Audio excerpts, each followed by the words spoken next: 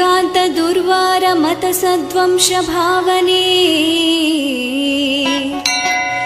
जनाय सकलाभीष्टदायिन्यै कामधेनवे